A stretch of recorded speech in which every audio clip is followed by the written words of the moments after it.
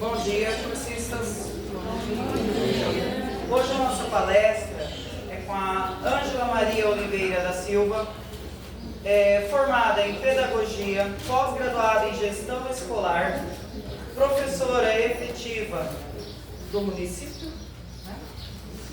coordenadora pedagógica, diretora escolar, atualmente apoio pedagógico GEMED, articuladora regional Undime, né? E dentro do nosso componente curricular aí, funcionários de escola, cidadãos, educadores, profissionais e gestores. Então, com vocês, aproveitem muito essa palestra, professora Ângela.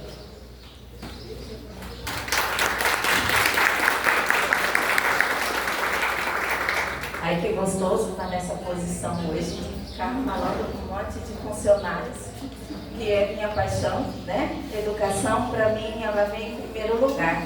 Eu costumo dizer para todos que eu não escolhi a educação. A educação me escolheu quando eu nasci, porque esse sempre foi o meu sonho, estar na educação. E na minha família nós somos 4 professoras e um professor. Então, minha mãe também foi agraciada aí com vários filhos também na educação. Eu sou a última, já me aposentei um período e já estou para me aposentar no outro. Então, todas nós já estamos nesse caminho aí do final de carreira dentro da educação. Eu fui diretora da Escola Maria Aquino por alguns anos. Minha vida profissional toda foi praticamente dentro da Escola Maria Aquino. Lá eu trabalhei por 31 anos.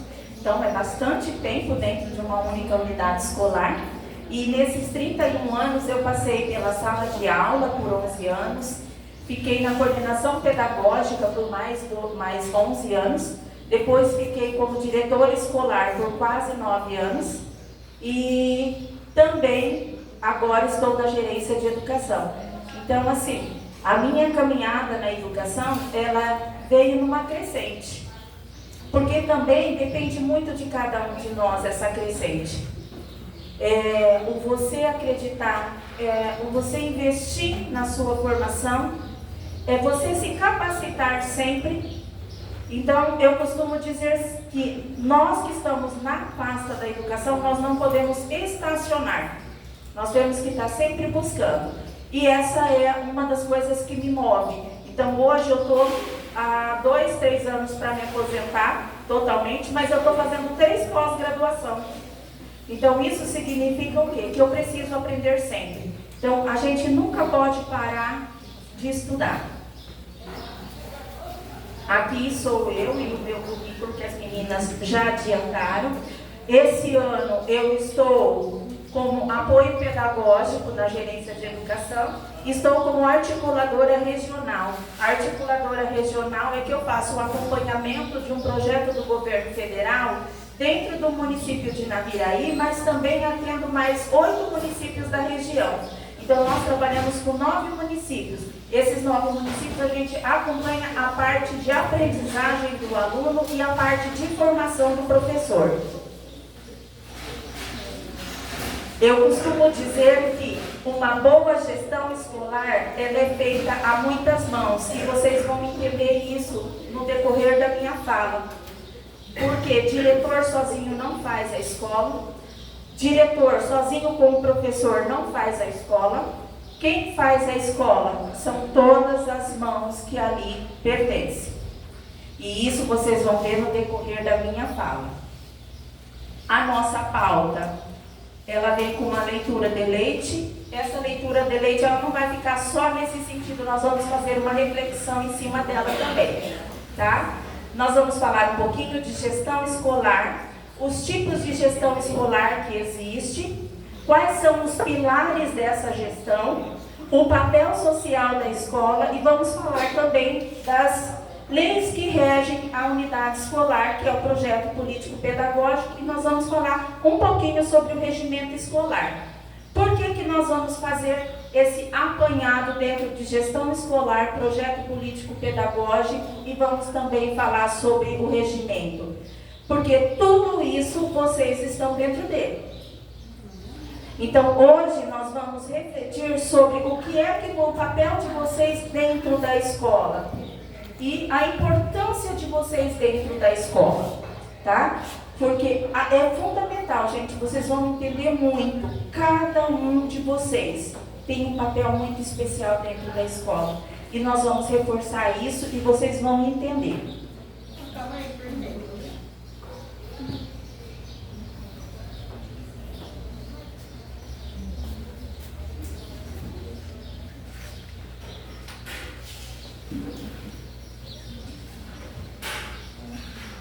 E diante dessa nossa fala hoje, nós vamos pensar muito sobre a importância que nós temos na sociedade, nós dentro da escola, porque a educação, o futuro, tudo depende da unidade escolar, tudo depende do que acontece dentro da escola. Ó, eu vou fazer uma sugestão, quem tiver com celular, tira a foto e daí vocês só registram o que vocês quiserem apontar mais.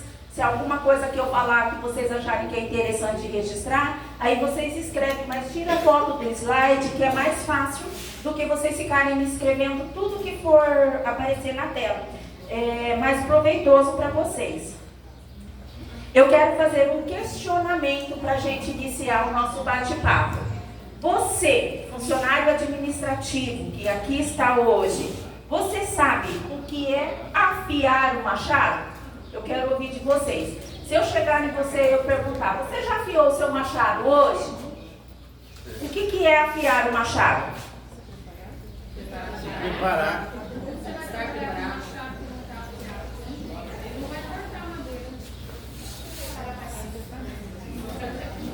Se preparar para a guerra, se preparar para o trabalho, se fortalecer. Então vamos ver, tem uma reflexão que diz assim, que afiar o machado é se autoavaliar, é você olhar para dentro de você e falar, será que eu sei tudo isso? Será que eu preciso aprender mais alguma coisa? Será que todas essas informações eu tenho conhecimento? Será que eu sei qual é o meu papel dentro da escola? Então são tudo reflexões que a gente tem que fazer e é autoavaliar-se. É eu me conhecer, eu saber o que eu sei. Então tudo é muito eu. Aí depois é conhecer mais sobre todos os conteúdos, limpar a mente, esvaziar a sua mente para aprender algo novo. É também reorganizar a sua vida. Então se eu sei que isso daqui não está bom, eu tenho que mudar para melhorar. Não permanecer batendo na mesma tecla, tá? É raciocinar, é ir atrás de novidades, é renovar o seu conhecimento, é renovar-se para a vida sempre, tá? Agora eu vou fazer uma leitura para vocês que vem ao encontro dessa reflexão que foi feita. É a metáfora do lenhador, afiando o machado. Um velho lenhador experiente foi desafiado por um jovem para uma disputa. Eles dividiram uma área igual para os dois. Daqui para cá você corta, daqui para cá você corta. E tem a mesma quantidade de árvore plantada nos mesmos espaços. Então, o serviço foi dividido igual para todos. Bom, eles começaram então a cortar as árvores. O jovem, com toda a energia que ele tinha, com aquela força poderosa, aqueles músculos, ele já havia derrubado muitas árvores sem parar. E ele se empolgava mais ainda quando ele olhava para o lado e ele via que o velho sentava. Volta e meia o velho ia lá e sentava um pouquinho. E ele achava que o senhor estava sentando para descansar. No final do dia, o jovem se surpreendeu ao ver que o lenhador experiente o venceu com facilidade. O senhor tinha cortado muito mais árvores do que ele. Mas como que o senhor fez para cortar mais árvores do que eu? Porque ele achava que ele era todo poderoso. Mesmo parando tantas vezes para descansar, E o velho sábio respondeu: engano seu, meu jovem. Eu parava para afiar o meu machado. O que quer dizer com isso? Que ao parar para afiar o machado, o lenhador, ele foi extremamente mais inteligente que o jovem. Porque uma ferramenta cega, ela corta bem menos. Ele tinha que dar muito mais batida para poder cortar, enquanto que o velho lenhador com o machado afiado, derrubava, derrubava. Opa, aqui eu já dei uma pancada a mais, então eu vou afiar de novo o meu machado. Então era mais ou menos assim que funcionava. O machado afiado faz com que a força do lenhador se torne muito mais eficiente na hora de cortar a madeira. Fazendo isso, o lenhador conseguiu rachar mais lenha de forma mais eficaz e muito mais rápida. Trazendo esse conhecimento para a nossa vida, porque esse texto ele vem para fazer com que a gente reflita a nossa prática. Então, na minha prática, ter vontade de vencer é o necessário para ter sucesso e alcançar os sonhos. É afiar o meu machado para eu alcançar os meus sonhos. É necessário parar para refletir e aprender a reorganizar as coisas. O afiar o machado é reorganizar as coisas. Então, se você vê que não está funcionando, reorganize e toma novo caminho. Mas você vai chegar no mesmo local, porém com mais qualidade. Criar ações para mudar a forma de ver e viver no dia a dia. Então, gente, o importante na nossa profissão é a gente viver, mas viver com qualidade. Eu vou parar só um minutinho para fazer uma reflexão com vocês. Eu vou muito na casa do meu sogro e meu sogro comprou um ar-condicionado. Ele falou assim: Ângela, mas o ar-condicionado está gastando muita energia, mas isso daí é muito trabalhoso, porque isso aí está me dando prejuízo. Eu falei: engano do senhor. O ar-condicionado, ele traz para o senhor qualidade de vida. Porque o senhor vai dormir melhor e o senhor vai acordar mais disposto para trabalhar. Então, o custo, ele te traz um benefício. E é isso que a gente tem que pensar. Então, nem sempre porque eu gastei um pouquinho mais, quer dizer que está me dando prejuízo. Eu gastei um pouquinho mais, mas eu estou tendo uma qualidade melhor de vida. Então, é custo-benefício. E é o que o lenhador fez. Ele parava para afiar o machado e isso dava mais qualidade para o trabalho dele. Enquanto que o jovem não parava, chegou lá no final, ele perdeu a parada para o senhor de idade. Isso quer dizer que idade não mede conhecimento, músculo não mede conhecimento. O que mede tudo isso é você parar e afiar o seu machado. É você refletir sempre sobre o que você está fazendo. É você refletir sempre sobre o trabalho que está acontecendo dentro da escola. Será que nós estamos fazendo certo? Será que nós não estamos fazendo muitas vezes a mesma coisa?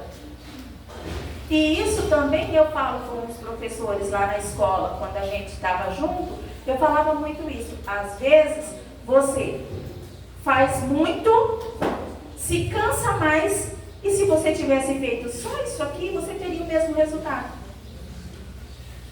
Era só isso, era só reorganizar o trabalho. Vou dar um exemplo bem nítido para vocês. O professor chega na sala com o conteúdo pronto. Aí ele fala assim, vamos ler isso, vamos fazer cópia disso, vamos... O professor faz a leitura e daí ele começa a refletir junto com o aluno e o aluno vai copiar só o necessário. O aluno não precisa copiar um jornal, perder um tempão e no final ele copiou o jornal, mas não aprendeu. Enquanto que se o professor parar e explicar mais o conteúdo, explicar melhor o conteúdo, e o aluno escrever só 3, 4, 5 linhas, ele vai estar aprendendo muito mais. Porque a linha que ele escreveu é o que ele aprendeu. Então, diminui o serviço do professor e o aluno tem um ganho maior. Aí eu falo muito isso para os professores. Às vezes a gente dá uma volta tão grande que eu tenho que ir ali na praça, mas aí eu desço aqui, eu vou lá para chegar. Enquanto se eu fosse por aqui, eu chegava na praça do mesmo jeito. Então é cortar caminho, evitar estresse, fazer menos e ganhar mais. No nosso tempo e na nossa qualidade de vida. Aí falei mais uma vez ali da autoavaliação. E eu acredito também que muitas coisas ruins acontecem no nosso dia a dia porque a gente não para afiar o machado. Muitas vezes a gente tem problema porque a gente não para refletir sobre as nossas ações. A gente não para refletir sobre o nosso trabalho. É muito mais fácil eu chegar na colega e falar assim, olha, eu tenho que varrer a sala e eu tenho que varrer o pátio.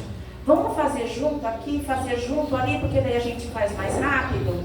Um diálogo, a gente consegue diminuir o serviço, enquanto que você está fazendo um trabalho na coletividade, tem mais produtividade porque você está partilhando, você está junto com a sua colega conversando enquanto você está trabalhando. Isso também dá outro olhar para o nosso trabalho, porque se a gente conversa, a gente também esparece, né? Então, muita coisa produz mais. Então, às vezes, o que falta muito dentro de uma escola é dialogar, é conversar. Aí, agora nós vamos entrar na pauta nossa principal de hoje, que é falar um pouquinho sobre a gestão escolar. A gestão escolar, ela é a base para todo o futuro de qualquer indivíduo na sociedade. Não só a gestão escolar, mas a gestão de vida, gestão de pessoa, gestão de sociedade, gestão de empresa, tudo ela é partida da palavra gestão. O que é ter uma gestão, gente? É ter um trabalho organizado, é ter um trabalho estruturado. E tudo isso acontece quando as pessoas, para alcançar os objetivos, elas exigem muito mais do que qualquer outra coisa. Vamos falar aqui de uma palavra, de uma forma que vocês vão entender. Para eu alcançar o meu objetivo, eu alcanço muito mais ele se eu estiver partilhando minhas angústias, partilhando minhas dificuldades, do que se eu estiver fazendo tudo sozinho. Porque daí é aquilo que eu falei para vocês, eu vou escolher um caminho maior para eu chegar na praça, do que se eu estiver partilhando, eu vou escolher um caminho menor e eu vou chegar no mesmo lugar. Tá? A gestão escolar, ela é uma dimensão de suma importância para o bom desenvolvimento da escola, para o bom desenvolvimento do ensino, para o bom desenvolvimento da instituição. Ela compreende uma organização de tudo o que acontece ali dentro.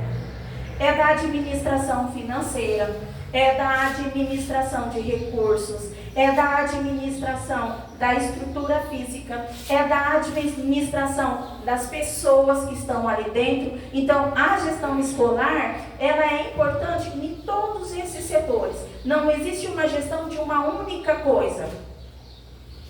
Ela é um coletivo. Olha que eu vou falar muito essa palavra daqui até o final. Coletivo, diálogo, eu vou estar falando muito sobre isso, tá? Já falei dos recursos. Os tipos de gestão que existem. Também, eu vou reforçar daqui a pouco novamente, que não existe uma receita única para a gestão. Isso aqui tem que ser assim, e é assim, e tem que morrer assim. Não, a gente tem que se adaptar de acordo com o grupo que eu trabalho, é que eu vou organizar a minha gestão, tá? E cada um, como gestor, que é a pessoa que tem a função central de organizar todo o trabalho, aquela pessoa dentro da escola é o diretor, aquela pessoa, ela vai organizar a gestão pensando no grupo que ela tem nas mãos.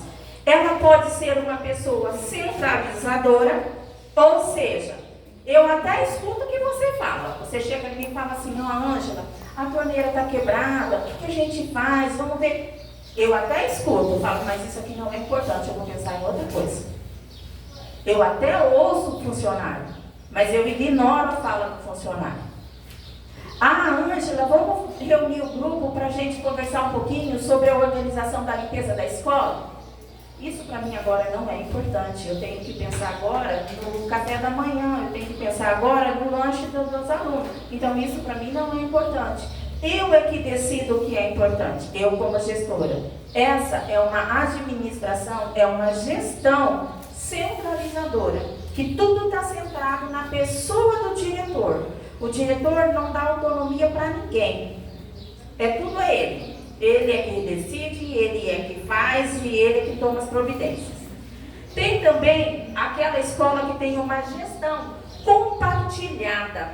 O que é uma gestão compartilhada? É onde, para desenhar bem fácil para vocês, pega o pessoal da limpeza, os administrativos que são responsáveis pela limpeza.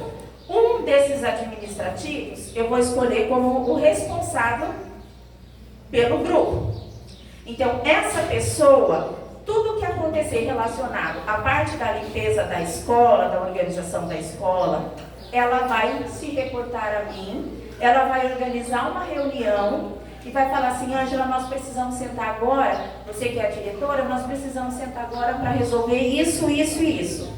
Eu dei a um funcionário a liberdade, a autonomia de organizar a parte da limpeza. Eu faço isso na cozinha, eu faço isso na sala dos professores e eu faço isso na secretaria. Então, o diretor, ele dividiu responsabilidades e daí juntos eles tomam uma decisão. Então, isso é uma gestão compartilhada, tá? Os diversos funcionários ficam incumbidos de resolver os conflitos e preparar reuniões para daí, junto com o diretor, tomar uma decisão. Nós temos também o tipo de gestão participativa. A gestão participativa é a que mais funciona, mas não vou dizer para vocês que tem que ser essa a gestão. Hoje, a gente trabalha de acordo com a LDB, que é a Lei de Diretrizes Básicas da Educação, de acordo com os projetos políticos pedagógicos das escolas. A gente trabalha muito com a gestão voltada para democracia, gestão democrática. E essa gestão democrática, ela é uma gestão participativa. Então, como no projeto político pedagógico fala que a escola trabalha numa linha de gestão democrática, onde todos têm vez e voz, então a escola tem que trabalhar numa gestão participativa. O que é uma gestão participativa? É uma gestão que acontece parcerias entre o gestor, que é o diretor, e toda a comunidade que envolve a escola. O pai tem vez e voz, o aluno tem vez e voz, vocês têm vez e voz, o professor tem vez e voz, o coordenador também tem vez e tem voz. O que é ter vez e ter voz? Ele tem opinião, ele tem como opinar, ele tem essa liberdade de agir e ele sabe que isso aqui é eu que tenho que tomar a iniciativa. Agora é minha vez de fazer isso, agora eu tenho essa autonomia para fazer isso. E eu, como gestora, eu tenho que respeitar e garantir essa autonomia. E assim, dentro de uma escola, quando você dá autonomia para o funcionário, ele passa a ter uma responsabilidade maior. Por que ele tem uma responsabilidade maior? Porque eu não vou ficar fiscalizando o seu serviço, eu não vou fiscalizar o seu serviço, eu não vou fiscalizar. Por quê? Porque eu dei a você o direito de fazer e fazer bem feito. Então, quando eu confiei em você, você fala assim: ó, isso aqui é minha responsabilidade. Esse aqui é responsabilidade nossa, nós é que temos que nos organizar. A Ângela não tem que sair da sala dela para vir ver se o chão está bem varrido. A Ângela não tem que sair da sala dela para vir ver se a comida está bem temperada. Porque ela deu a nós a autonomia de fazer e fazer bem feito. Então, dentro de uma escola em que a gestão é participativa, todos têm direito de opinar, todos têm direito de ajudar. Mas junto com essa gestão participativa vem uma responsabilidade maior.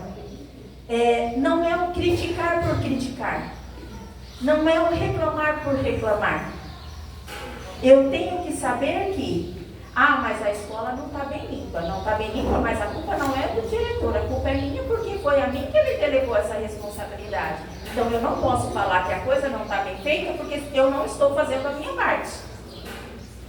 Então a responsabilidade na escola de gestão democrática é isso.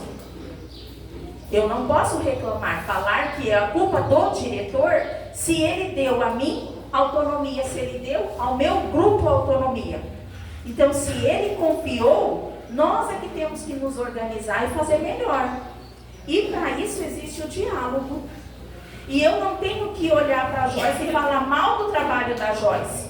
Eu tenho que me unir à Joyce para ajudar ela a ser melhor. Isso é democracia. Isso é uma gestão democrática. Eu tenho que estar aberta, eu que tenho que me propor a aceitar o que vem da opinião do outro. Então é assim, eu não estou fazendo bem feito, você chega em mim e fala assim, amiga,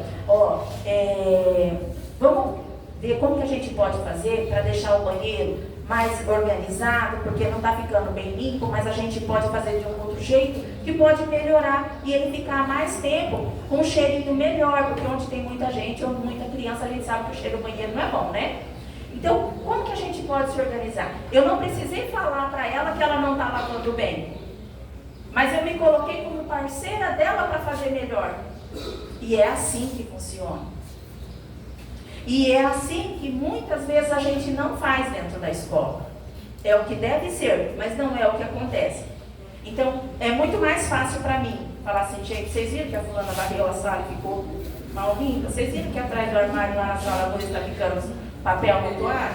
Vocês viram que a carteira lá na sala 3 está ficando sem esfregar, elas não estão esfregando direito? É muito mais fácil fazer isso, não é? Fala sério. O que é mais fácil? É eu me colocar ao lado da minha amiga e tentar ajudar ou eu derrubar ela? Derrubar é mais fácil. Mas não é esse o nosso papel dentro da escola. Por que não é esse o nosso papel? Porque o lugar da escola é um lugar de formar cidadãos. Se eu não sou exemplo, como é que vai sair bom cidadão da minha escola? Não tem como. Então nós temos que pensar muito nisso. Aí aqui tem uns resuminhos que nesse meu período de gestão eu sempre gostei muito de mapa textual. Então eu comprei esse material aqui e nele traz um resumão de tudo que envolve a educação. Tudo. Aqui fala da LDB, aqui fala das tendências pedagógicas, aqui fala do PPP, aqui fala do papel do professor, aqui fala do Estatuto da Criança e do Adolescente. Ele traz um resumão sobre a educação como um todo. E eu gosto muito desse documento aqui. Para estudar para concurso, isso aqui é uma mão na roda, porque ele traz tudo muito bem resumido. O Plano Nacional de Educação. Então aqui ele traz um resumão sobre o Plano Nacional da Educação. Aqui vem sobre a LDB. Tudo sobre a LDB está aqui. Então ele vem bem resumido. Então eu não preciso ler todo o livro da LDB para eu ver qual é a essência da LDB. Muito pelo contrário, eu já pego ele feito em mapa. E dentro desse mapa eu busquei um pouquinho sobre gestão democrática para vocês. Aqui ele diz que o sistema de ensino ele vai definir a norma da gestão. O sistema de ensino é o próprio sistema como um todo. Ele vai definir qual é a forma de gestão democrática do ensino da educação básica, como é que isso vai funcionar, as particularidades de cada unidade escolar, a particularidade de cada rede escolar, mas só que ele vai se atentar para dois princípios: o de participação dos profissionais da educação na elaboração do trabalho da escola, dos projetos, do sistema de avaliação, do currículo escolar, mas também a participação da comunidade. Como que a comunidade, mas se todo pai vir na escola dar opinião, vai virar uma bagunça. Para isso, existe o Conselho Escolar e a APM, que é para garantir a participação do pai e a participação do aluno dentro do projeto da escola, dentro do andamento dos trabalhos da escola. E ali no cantinho está falando, ó, que a LDB, ela não normatiza a gestão democrática, tá? Ela apenas traz os princípios que nós vamos ver agora. Então, a LDB, ela não obriga a escola a ter uma gestão democrática. Ela só fala assim, quais são os princípios, o que é que se ganha com uma escola democrática. Aí, quando a gente pensa no papel da gestão educacional, a gestão da escola, como que deve ser, a gente pensa na estrutura da nossa espinha.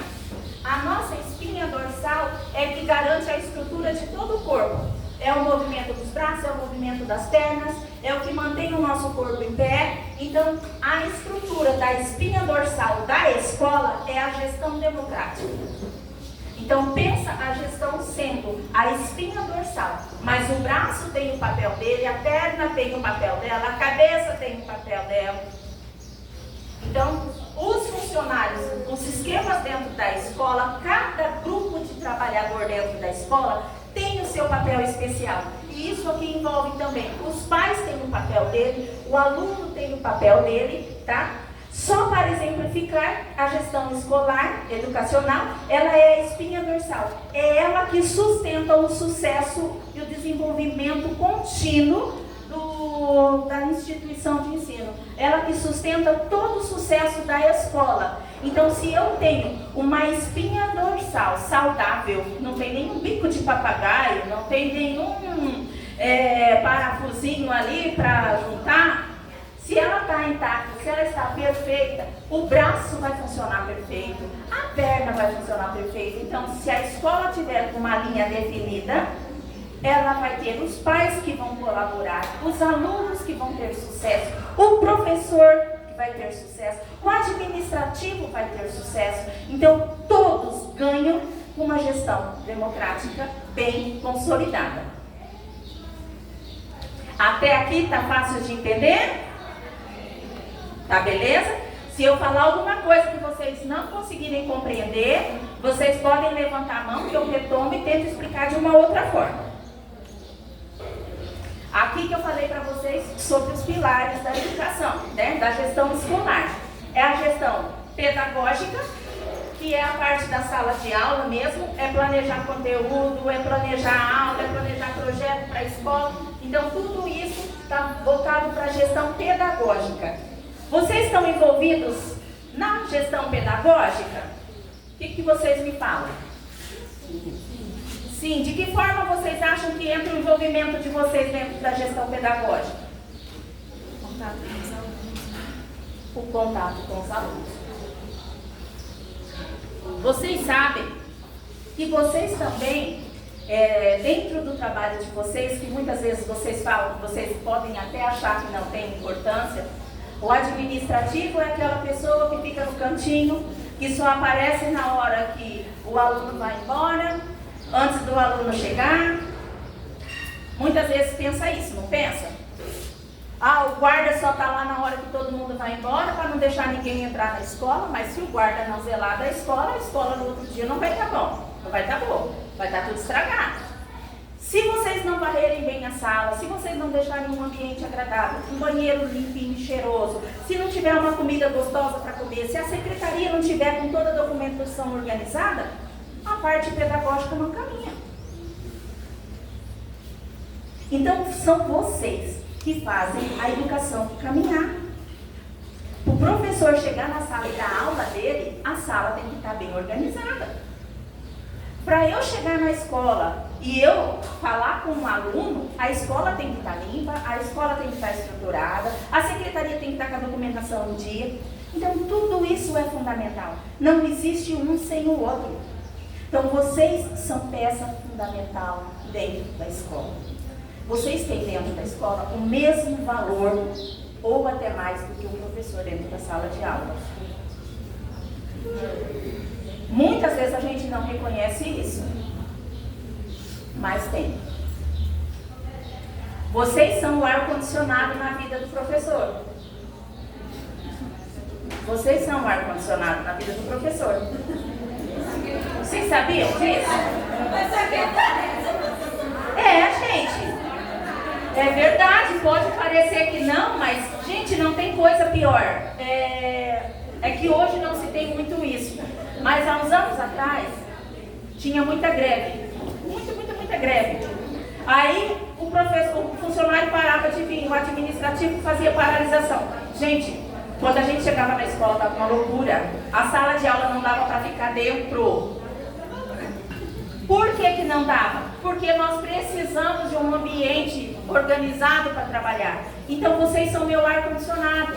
Se vocês não deixarem um ambiente agradável para mim, eu não consigo fazer o meu trabalho. Se eu não dormir bem com ar-condicionado refrescando a minha noite, eu não vou conseguir fazer um bom trabalho. Por isso que eu falo que vocês são ar-condicionado. Só que vocês é que tem o valor, ele começa daqui para lá. Eu tenho que oferecer para receber.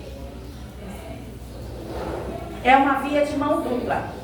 Vocês sabem que o sucesso numa rua de mão dupla, que o carro vai e o carro vem, ele só funciona se cada um der valor ao seu espaço. Se cada um souber usar o seu espaço com qualidade. Se eu invadir o espaço do outro, o que acontece? Acidente. Dentro da escola não é diferente. Tudo isso que a gente vê na vida prática, a gente tem que trazer para a nossa vida profissional. A nossa vida é uma via de mão dupla. Tudo é uma via. Tem um livro que fala autonomia do retorno. É alguma coisa do retorno. Depois que eu tive Covid, gente, minha cabeça não presta muito não. Mas tudo bem. E eu tive estava falando para as meninas, eu tive pela 5ª vez, então o cérebro está 5 vezes pior. É a lei do retorno. Não é autonomia não, é a lei do retorno o nome do livro. Nesse livro, uma pessoa, a pessoa que faz parte dessa história, ela começa estabelecendo metas para a vida dela. Então ela pega e ela escreve tudo aquilo que ela almeja para a vida. E ela trabalha para essas conquistas. Ela trabalha para alcançar esses resultados. Então ela vai eliminando o que ela já alcançou. E sempre que ela alcança uma meta, ela estabelece uma nova meta. E é o que a gente costuma fazer quando a gente guarda um pouquinho de dinheiro, porque a gente não pode guardar muito, né? Se guardar passa necessidade, então o que a gente guarda? Fala assim, eu vou reservar esse dinheirinho aqui, que é pro final do ano, eu vou fazer uma viagem ali em Itaquiraí, na prainha ali de Itaquiraí, porque eu não posso ir numa outra praia, mas eu vou ali em Itaquiraí e vou ficar um final de semana lá acampar. Beleza, mas você guardou. Essa era a sua meta no final do ano. Você estabeleceu uma meta, você cumpriu? Eu consegui uma meta para o final do ano e ali em Itaquiraí. Para o ano que vem, eu quero ir para Dourados. Já saí de Itaquiraí e fui para Dourados, que eu quero passear no shopping. Então, você já estabeleça uma nova meta. E daí, para o outro ano, você já quer ir no Camboriú, porque você conseguiu guardar dinheiro para ir em Dourados, então você já pode ir em Camboriú. Então, você faz a sua meta. É assim que funciona. E a lei do retorno é tudo aquilo que você planta, você colhe. Se você plantar alface, você vai colher alface. Se você plantar cenoura, você vai colher cenoura. Não tem como plantar alface e colher beterraba. A lei do retorno é isso. E eu assisti uma vez um programa na televisão, o programa do Luciano Huck.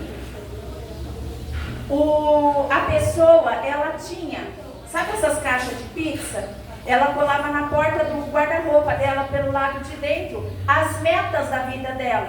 Ela leu esse livro e ela achou que esse livro era fantástico. E ela começou a estabelecer metas. E uma das metas dela era conhecer o Luciano Huck.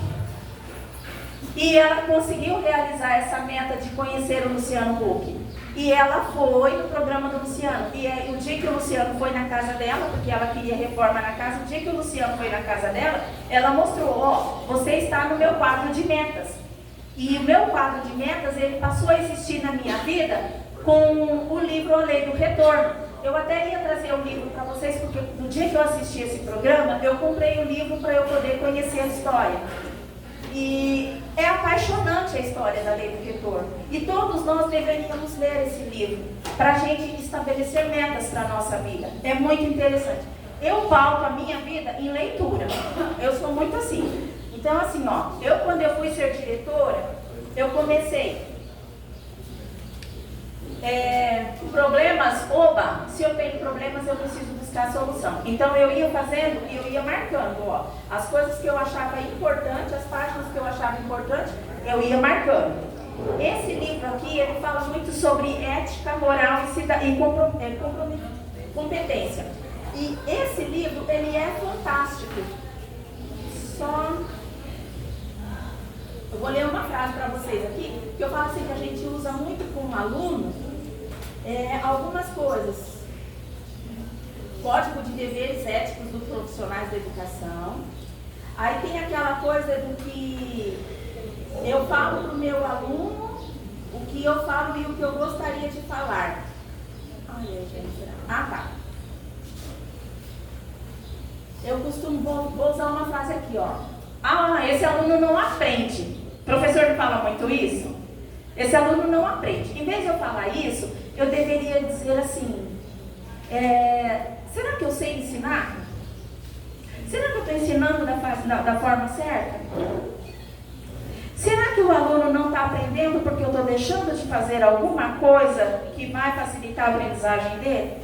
Então, eu sempre delego a outro a culpa que eu poderia trazer para mim. Então, com esse livro aqui, eu também aprendi muito. Ele traz frases que detonam o companheiro, que detonam o aluno e que o professor deveria refletir de forma diferente. Qual é a tua obra? Ele fala sobre a liderança ética e principalmente sobre a gestão. Então, aqui fala sobre o enfrentamento do medo, os medos que a gente tem na vida. Então, assim, são coisas que eu gosto de ler para trazer para a minha vida. Esse aqui fala sobre o poder da gentileza. Gentileza gera gentileza. Então, tudo aquilo que eu tenho alguma dificuldade, eu busco na obra, eu busco na escrita uma resposta. Porque quem parou para escrever, ele pensou naquele problema e ele encontrou solução para aquele problema. Então eu falo que o nosso carro-chefe na profissão que a gente está é a leitura. E eu gosto muito de ler e eu procuro muitas minhas respostas nos livros. Continuando aqui, dentro da escola tem a gestão administrativa, que é administrar os recursos materiais, administrar o físico da escola, a estrutura da escola. Mas será que isso é tudo? Existe também a gestão financeira. A gestão financeira é pensar nas despesas da escola, é pagar as contas da escola, é ter aquele olhar. Bom, eu acho que o professor ele vai precisar de um apagador melhor. Mas o administrativo, lá na salinha que eles ficam, gente, está muito calor. Eu acho que lá a gente tinha que pôr ou ventilador ou um ar-condicionado, porque a coisa lá não está boa. Então vamos pensar nisso, em vez de comprar um apagador, vamos pensar nele, porque eles também precisam ter qualidade para trabalhar. E tudo isso tem que ser pensado. Uma coisa não funciona sem uma outra estar bem. Aí você olha aqui, que é a gestão do recurso humano. O recurso humano é o que mais tem que ter investimento dentro da educação. E o recurso humano que eu falo, investimento, não é só salário não. Tá? Que a gente merece ganhar bem, todos nós merecemos ganhar bem.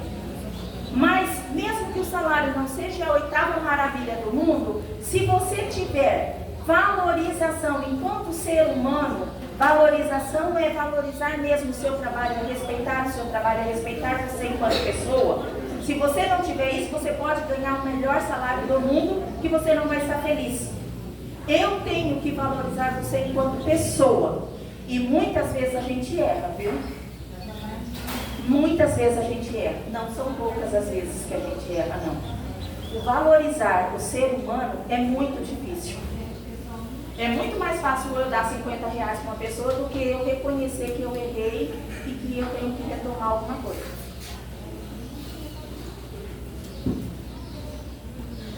Para o gestor, principalmente. É muito difícil você parar e falar assim, puxa, pisei na bola com a fulana, hein? É muito difícil. Porque essa autoavaliação na nossa vida é muito preocupante com nós mesmos. Fala assim, não, reconhecer que eu errei é fracasso. Não é? A gente não pensa assim, se eu errei é porque eu estou fracassado. Não. Se eu errei é porque eu sou humana, então eu tenho que voltar e fazer melhor.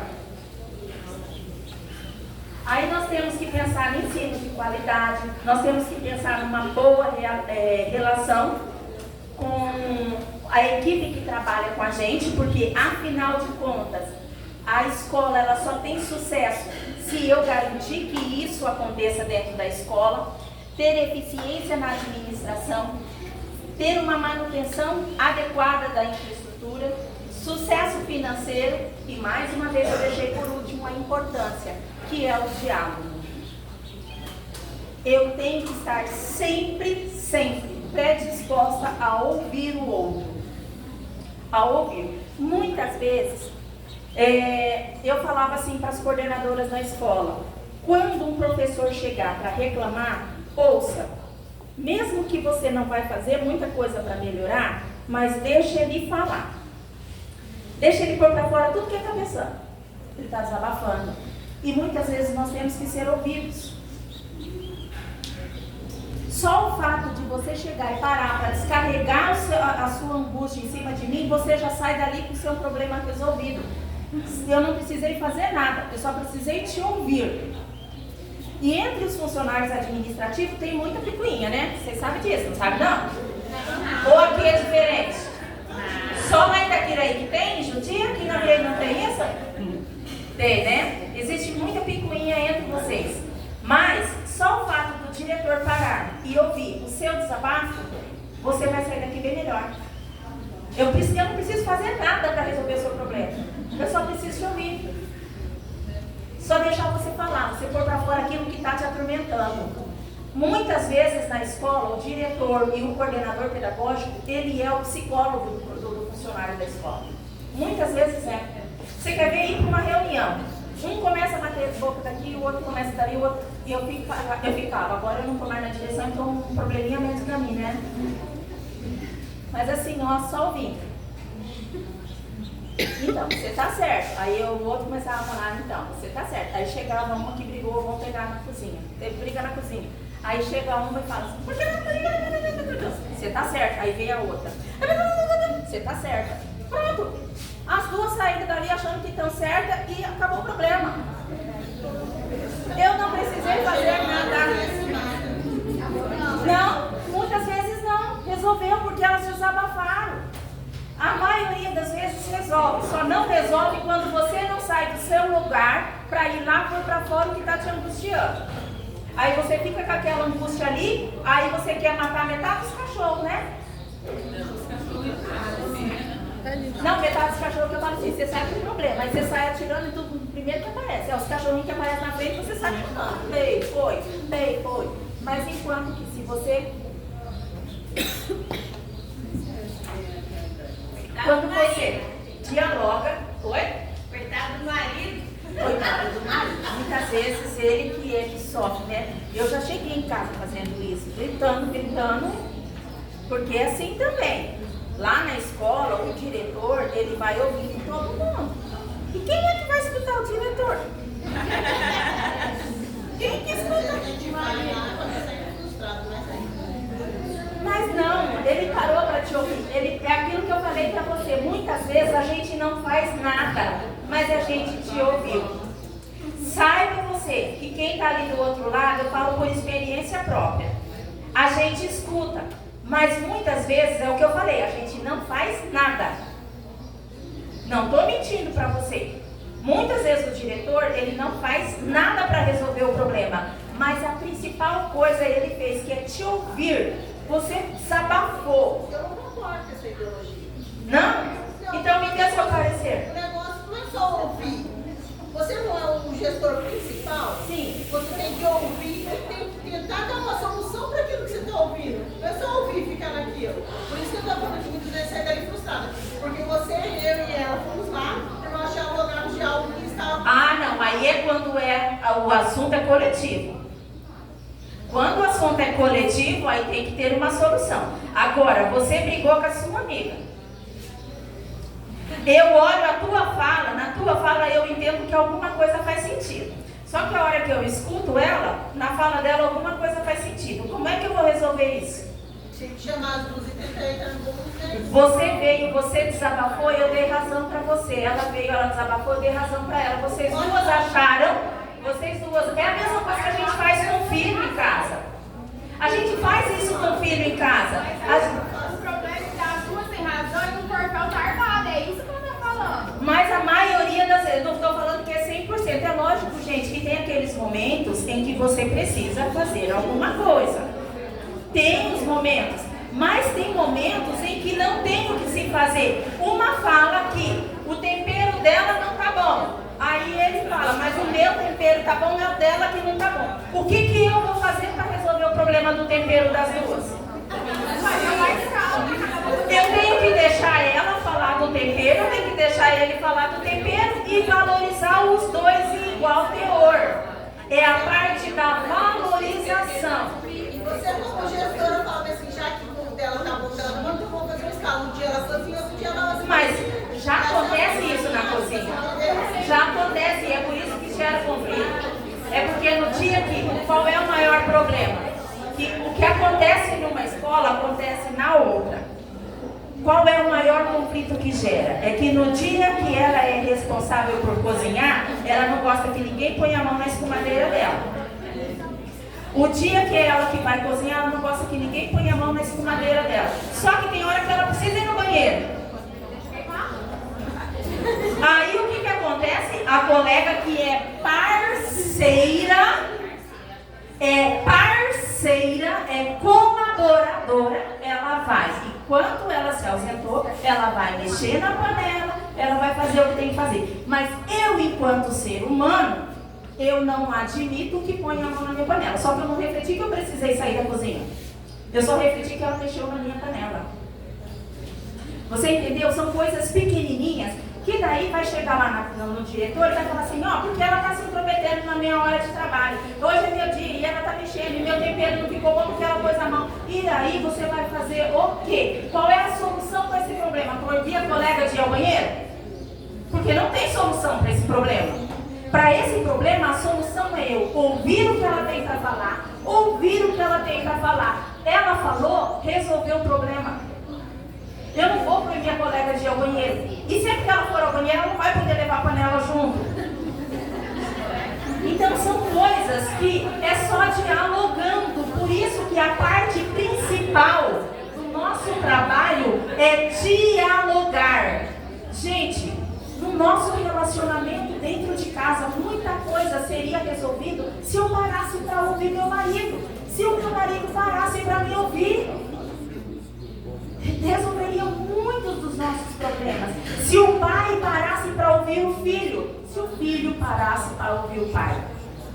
Resolve. Diálogo é o melhor caminho para solucionar problemas. Senão não existiria psicólogo. Por que a gente vai no psicólogo? O psicólogo te dá a receita pronta? Ele te ouve. Porque para resolver os seus conflitos, os seus problemas, você precisa ser ouvido. E na escola não é diferente. Então, por isso que eu falo, é lógico que tem hora, amiga, que a gente precisa sentar e tomar umas decisões. Tem hora que eu tenho que chamar as duas e dar uma advertência para as duas. Tem hora que eu tenho que chamar ela no particular e falar só com ela, que ela está pisando na bola. E não pense você que nos quase 9 anos que eu tive numa direção, funcionário de cozinha nunca brigou, funcionário de limpeza nunca brigou. Não pense isso. Todos os anos tiveram problemas e não eram pequenos. Mas só que você tem que procurar qual é a melhor forma de resolvê-los. Muitas vezes você tem que chamar e ouvir, outras vezes você tem que pôr um pano em cima e abafar o caso.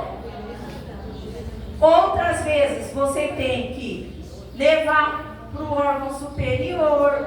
Então, para tudo tem solução, tem caminhos a seguir. Mas o principal caminho para você seguir em qualquer problema que acontece dentro da escola, ouvir. Se você não ouvir, você não vai saber tomar uma decisão. E, gente, pode ter certeza no que eu estou falando para vocês, que eu estou há 31 anos trabalhando dentro de escola. Não é 15 dias. A maioria das vezes, o conflito só não é resolvido porque não há diálogo. E o diálogo, quando acontece, não tem respeito. Então, isso é fundamental. Eu não preciso gritar com uma pessoa para ela me ouvir. Eu não preciso meter a mão na mesa para a pessoa me ouvir. Eu só preciso sentar e ouvir. Tem hora que você tem que levantar a voz, tem, porque a pessoa acha que ela manda e você obedece. Não, ali ninguém manda e ninguém obedece. Ali todo mundo tem direitos iguais. Só que para um direito seu você tem um dever. Para um direito seu você tem um dever. E a gente precisa saber disso. E muitas vezes a gente esquece disso. Ah, eu vou atrás dos meus direitos. É algo que a gente mais escuta. É o que a gente mais escuta na educação, eu nunca vi a pessoa guardar tanto na cabeça a palavra direito. Guardaram tanto direito que esqueceram qual é o dever. Eu falava para os alunos, todo ano, no começo do ano, eu fazia estudo do regimento escolar com as crianças no pátio. Eu chamava 7º ano, sentava todos do 7º e eu fazia o estudo do regimento. Quais são os seus direitos? Eu sempre comecei pelos direitos do aluno. Você tem direito a isso, você tem direito a ser ouvido pelo professor, você tem direito a questionar suas notas, você tem direito a isso. Falava todos os direitos. Mas, você sabia que você, para cada direito, tem um dever? E você sabia que tem algumas coisas dentro da escola que é proibido? Então você também tem as suas proibições? E você sabia também que você tem as suas obrigações? Então não é só o meu direito que eu tenho que saber. Eu tenho que saber o que é proibido para mim, enquanto professor, enquanto coordenador, enquanto diretor, enquanto funcionário administrativo, funcionário da limpeza, qualquer pessoa, enquanto guarda, enquanto pai, enquanto mãe. Eu tenho minhas proibições. O que é proibido para mim enquanto mãe? A mãe chega lá, ela se sente no direito, porque um moleque empurrou o filho dela, ela se sente no direito de ir lá no moleque tirar satisfação. É proibido. Mãe nenhuma tem direito de corrigir filho dos outros. Só que elas não param para pensar nisso. É proibido. Você gostaria que uma mãe chamasse a atenção do seu filho? Não. E por que você chama do filho do outro? É proibido uma mãe, porque o filho brigou dentro da escola, ir lá na casa da outra mãe tirar satisfação. É proibido. O Estatuto da Criança protege a criança. Então nós temos que saber que existe o proibido, nós temos que saber que existe os direitos, existem os deveres e existem as obrigações. Eu sou obrigado. O aluno ele falava assim, mas o aluno tem direito à vaga, mas eu não tenho. Você tem direito à vaga, eu tenho direito à matrícula. Mas você tem obrigação de vir para a escola e estudar. Participar das aulas com compromisso. Você tem direito à vaga, você tem direito à sala de aula, você tem direito ao professor. Você tem obrigação de respeitar o professor, você tem obrigação de fazer as tarefas. Isso é obrigação. Mas eu tenho direito de ser respeitado. Mas antes de você ser respeitado, você tem que respeitar também. Meu professor gritou comigo, o que você fez para o professor gritar com você? Tudo isso você busca dentro de lei. E nós temos que aprender a ler as leis. Não é só ir atrás dos nossos direitos, mas cumprir com os nossos deveres, pensar nas nossas obrigações e nas nossas proibições. É proibido, é proibido. É obrigação, é obrigação. É dever, é dever. Aí eu vou atrás dos meus direitos. Quando esses 3 itens estiver 100%, eu vou atrás dos meus direitos. Se eu não tiver com esses 3 itens aqui em dia, eu não posso cobrar meu direito. E isso é fundamental. Mas só que nós usamos uma via, o contrário, tá? Nós invadimos a via do adversário ali, ó. Eu vou para a via da mão dupla. Eu vou atrás dos meus direitos, mas eu esqueço aqui do meu dever, que é permanecer nessa via. Mas eu tenho direito a usar a rua. Eu tenho direito a usar a rua, mas eu tenho que cumprir com o dever, que é do lado certo, na mão certa. Então, para tudo tem a via dupla. Muitas vezes, gente, o que eu estou falando vocês não vão gostar de ouvir, mas eu estou tentando falar o que é correto, tá? Aí entra aqui também, dentro desse livro que eu falei para vocês, ele fala um pouquinho sobre ética na educação. Eu vou falar um pouquinho no geral, porque está bem clarinho ali, mas eu vou tentar falar no geral o que é a ética. A ética dentro da educação, ela é o compromisso que nós temos com o que é certo. Tá? É o nosso compromisso dentro da nossa escola, dentro do nosso trabalho, dentro da nossa vida, com o que é certo. Muitas vezes é uma coisa é ética, muitas vezes uma coisa é correta, muitas vezes uma coisa é pertinente, mas ela fere a moral. Ah, mas isso aqui está certo, mas fere a moral. Vou dar um exemplo para vocês de uma coisa que a gente comete na nossa vida que não é ético e não é moral, mas a gente faz. E a gente cobra do outro. Quem aqui tem Sky Gato em casa? Ninguém tem Sky Gato? Tem? Eu também tenho na minha. A Sky Gato, como é que eu vou cobrar? Eu vou usar um pouquinho a política. Como é que eu vou cobrar de um político que ele seja honesto se eu tenho Sky Gato na minha casa? A Sky Gato, eu estou roubando o sinal de alguém. Eu estou fazendo uma coisa errada. E eu tenho ciência disso. Então eu não posso criticar um político que ele está fazendo coisa errada, embora o que ele está fazendo está atingindo toda a população. Mas eu estou atingindo muitas empresas. Por quê? A Globoplay, ela precisa que seja pago o sinal. A não sei o que precisa pagar o sinal, a outra precisa pagar o sinal, o outro precisa, e eu estou pegando tudo de grátis. Porque eu estou roubando o sinal da empresa. Eu estou errada e eu faço isso. Eu tenho.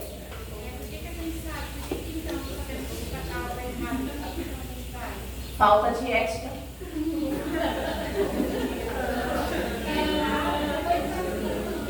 Exatamente, é errado porque fazer. Aí você fala assim, eu estou pagando muita água, eu vou dar um jeito de fazer um gasto no meu, lá em casa para poder pagar menos água. Aí eu estou pagando muita luz, eu vou dar um jeito lá no relógio para eu fazer um gasto para eu pagar menos luz. Não acontece muito isso? A mais simples é cortar a fila.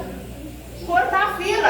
Lá na escola, todo dia eu falo para os alunos, respeito o direito. Cortar a fila é achar que você tem mais direito que o outro, o direito é igual. Então, sim, gente, para eu julgar o outro, eu primeiro tenho que estar em dia com a ética e com a moral.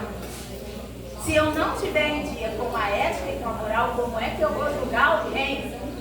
Eu não sou referência para falar mal de uma pessoa que está colocando gato na casa dela se eu estou com uma Sky Gato dentro da minha casa. É até inadequado eu falar alguma coisa da pessoa. E são coisas pequenininhas, mas... Gente, eu peço desculpa que eu toda hora estou molhando a garganta, mas é que eu estou gripada de novo para variar. Mas não é do Covid não, porque é Covid na semana retrasada. Então, para eu falar alguma coisa de alguém, para eu julgar alguém, eu tenho que estar em dia com tudo. Então, eu falo muito isso na minha casa. Esses dias nós estávamos discutindo, na época de campanha, a gente discute muito a vida do outro, né? A gente fala de tudo é candidato, né? Aí eu peguei e só falei pro meu sobrinho assim, ó, eu não sou parâmetro para falar de ninguém, porque eu também sou corrupta, de certa forma, porque eu tenho uma Sky Gato na minha casa. E isso é corrupção, porque você está roubando alguém. Eu falei, então, eu não posso julgar ninguém, porque é honesto ou não é honesto. Eu fico quietinha no meu canto, porque eu não tenho parecer para poder fazer alguma crítica a alguém nesse sentido. Então, é partindo desse princípio. Se você não é exemplo para ser seguido, você não julgue o outro. Certo?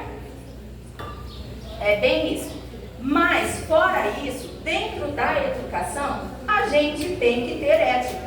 Eu falar mal do trabalho do meu colega é falta de ética. Eu criticar o trabalho do meu parceiro é falta de ética. Quando você tem ética, quando você conhece, ajuda para o seu colega para corrigir aquela falha que ele tem. E muitas vezes, gente, eu vou dar um exemplo aqui para vocês, de às vezes a gente comete falhas, a gente não toma decisões porque a gente pensa muito no lado humano. Eu vivi uma situação dentro da escola, enquanto eu estava na gestão, que um dos funcionários da escola estava num quadro depressivo gigantesco. Ele chegava atrasado, ele vinha sem tomar banho, ele chegava, e as funcionárias chegavam e falavam assim, você tem que chamar ele, você tem que dar uma banda nele, você tem que...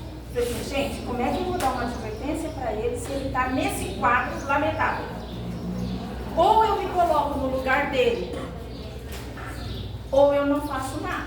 Então eu comecei, eu me colocava no lugar da pessoa, eu chamava ele, fechava a porta, falava, fulano, amanhã você não vem com essa roupa, porque essa roupa não está muito satisfeita. Olha o jeito que ela está suja. Não pode vir para a escola assim, você tem que vir mais apresentado, porque os alunos vão ver você. Olha, pentei esse cabelo, prende esse cabelo. Faça isso, faça aquilo, cuida disso, cuida daquilo. Eu tratava como se fosse meu filho. Eu tentava ensinar como se eu estivesse ensinando para o meu filho. Eu tentava falar como se eu estivesse falando para o meu filho. Só que quando eu abria a porta que ele saía, aí entra o julgamento dos outros. Ah, mas você não faz nada. Mas o que eu vou fazer com uma pessoa que ela está pedindo socorro e ela não está pedindo para ser comida? Ela só está precisando de socorro. Então a gente tem que ter esse olhar também para o nosso companheiro de trabalho. Até quando o que você está fazendo é porque você não quer fazer melhor ou é porque você precisa de socorro? E nós temos que ter esse olhar de afeto. Nós temos que ter diálogo. E isso tudo entra dentro da ética na educação. O do saber o momento de criticar e não criticar. Aí, dentro da gestão escolar, tem algumas coisas que a gente tem que ter um olhar, que é com relação à organização do trabalho. As atividades têm que ser focadas nos objetivos, tudo dentro da escola tem que ser focado nos objetivos que a escola apresenta para nós, o dinamismo que essa escola caminha e o bom relacionamento entre todos. Mais uma vez veio para nós aqui o bom relacionamento. Esses itens nós vamos trazer eles para vocês aqui um pouquinho mais estruturado. Com relação à organização, tudo na escola, ele tem que estar dentro de um propósito e dentro da missão que a escola estabeleceu para ela. Onde é que está a missão da escola? Vocês sabem onde está escrito a missão da escola? Vocês sabem lá na escola que vocês trabalham, onde está escrito a missão da escola? Que documento da escola? No projeto político-pedagógico da escola. Então é lá dentro do PPP. Eu tinha errado. Lá dentro do PPP é que está a missão da escola. Lá dentro do PPP é que está a visão da escola. O que a escola projeta para toda a comunidade? O que a escola enxerga de necessário para essa escola? Então, tudo isso está definido dentro do projeto da escola. E vocês têm que ter conhecimento, porque o trabalho de vocês é pautado na missão da escola.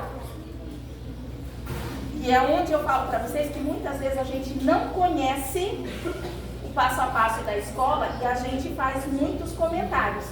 Então, eu não posso falar de algo que eu também não tenho conhecimento. É necessário que vocês, lá na escola, a missão da escola, gente, é um textinho assim, ó.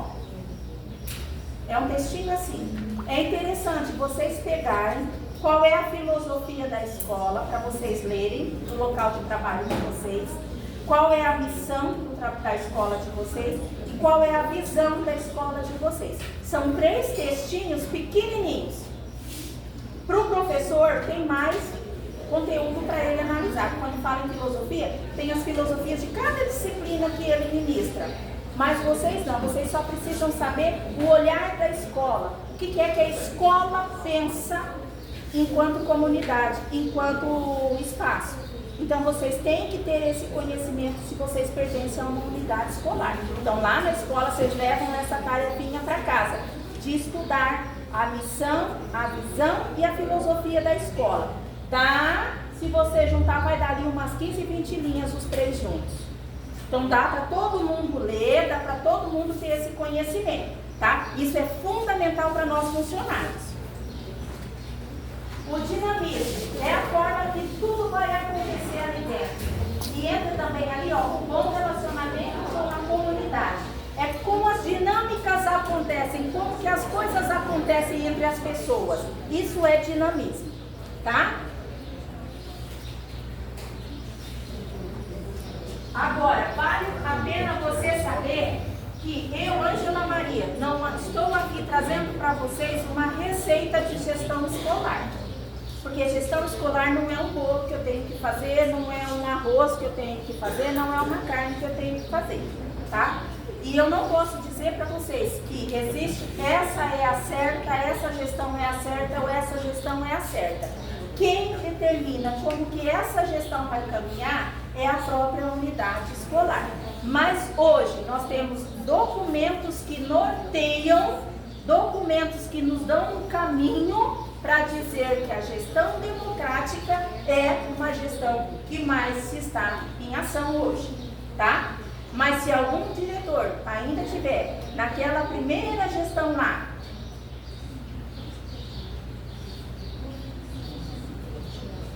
que é a gestão centralizada, que tudo está centralizado nele, tudo é ele que decide, tudo é ele que pensa, tudo é ele que faz. Se ainda tem alguma escola desse jeito e a escola está funcionando, eu não posso dizer se está certo ou se está errado, tá? Mas hoje, todos os documentos que norteiam até o projeto político-pedagógico das unidades escolares, eles estão pautados numa gestão democrática.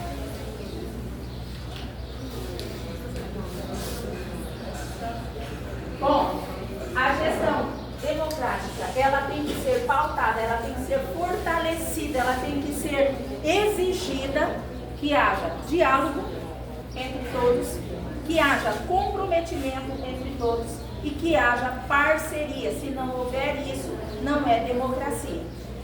O que é uma gestão democrática? Eu vou dar um exemplo para vocês, assim, bem transparente para entender certinho. Vamos supor aqui, ó, na Viraí, 4 prefeitos candidatos, um ganhou. Beleza, ganhou? Votei nele? Não votei nele? Não importa. Ele vai ser o meu prefeito. E a partir do momento que ele assume a cadeira de prefeito, eu passo a ter obrigação de tratá-lo como meu prefeito. Isso é democracia. Eu tenho que respeitar a decisão da maioria e eu tenho que caminhar pautada nisso. Ah, mas na última eleição um candidato ganhou, vocês estão se ferrando porque não era esse que eu queria, vocês quiseram, então agora vocês estão ferrados. Não, eu estou ferrada junto se não for bom. Ele não vai estar sendo prejudicado ou beneficiado só quem votou ou só quem não votou. Não, todo mundo entra no mesmo barco. Se o barco afundar, afunda junto. Então, a vida da gente é essa. Então, nós vamos começar com uma nova gestão, nós temos que todo mundo abraçar a nova gestão como se fosse única e como se fosse nossa. Independente do meu querer ou não querer. Isso é respeitar a democracia, isso é estar pautado no diálogo, no comprometimento e na parceria. Isso é para a vida. Tá? Não é só dentro da escola, isso é na nossa vida. Quando a gente fala da política municipal, da política estadual, da política nacional e também da política escolar, porque dentro da escola também é processo democrático a escolha do diretor. Venceu o fulano, então ele vai ser o meu chefe diretamente, então nós devemos trabalhar pautado na linha que a escola foi trabalhar. E eu tenho que respeitá-lo como meu chefe a partir de então. Pode ser. Então vamos parar um pouquinho, vocês ir no banheiro, beber uma água, dar uma